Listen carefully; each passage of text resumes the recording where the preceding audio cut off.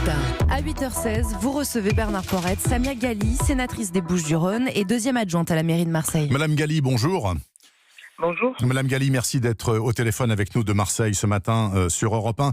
Que s'est-il passé pendant 4 heures hier entre le premier et le second tour? Vous étiez enfermé avec Michel Rubirola.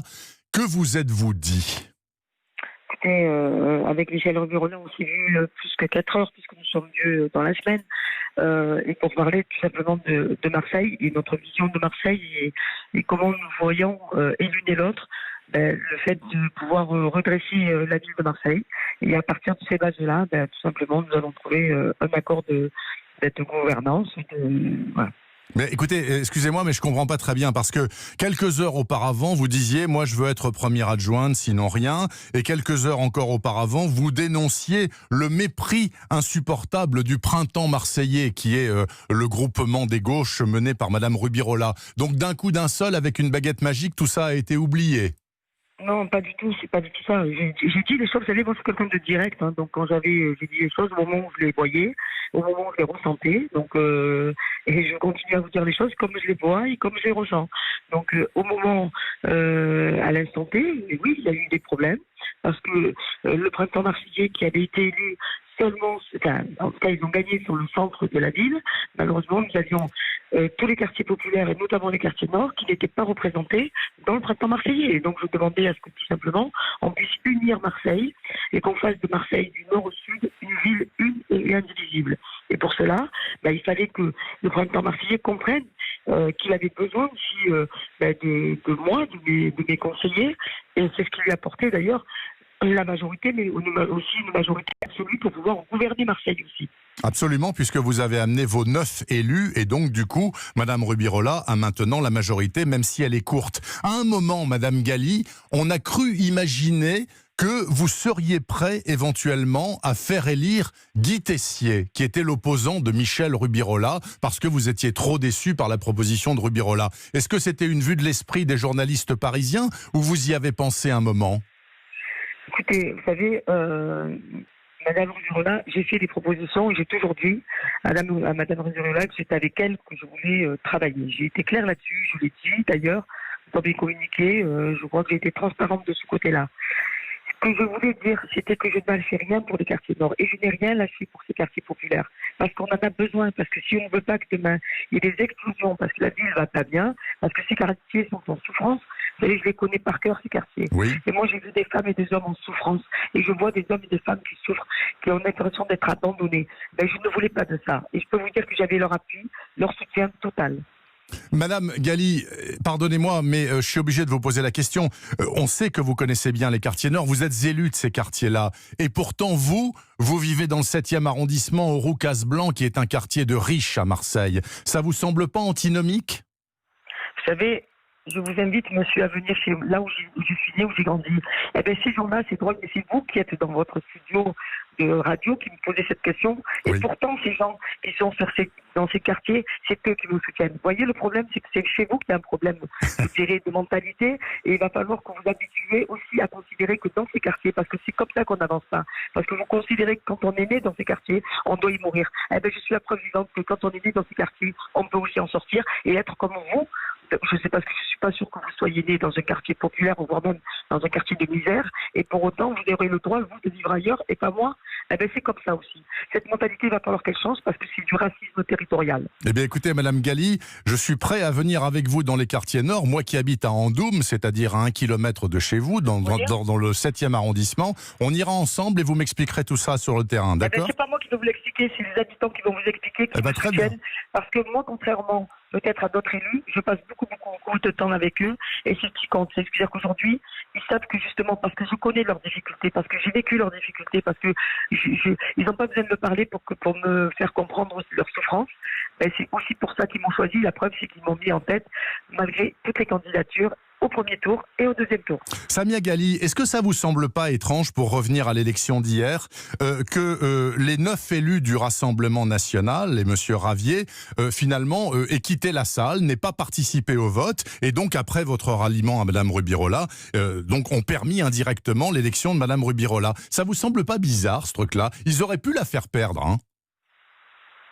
Écoutez, moi, le Rassemblement national, c'est pas mon affaire. Oui, mais quand même. J'ai arrivé à les décrypter, ces gens-là. Moi, je les ai combattus. J'ai soutenu et appuyé la candidature de M. Galtier parce que dans le 13-14, parce que je pense qu'il fallait sortir le Front National du 13-14. Pour le reste, je ne peux pas vous dire, je ne peux pas parler au nom du Front National. Bon, alors comment maintenant allez-vous diriger cette ville? Parce que la majorité de Madame Rubirola est très courte, finalement. Bon, elle l'a, sa majorité, mais enfin, elle est courte.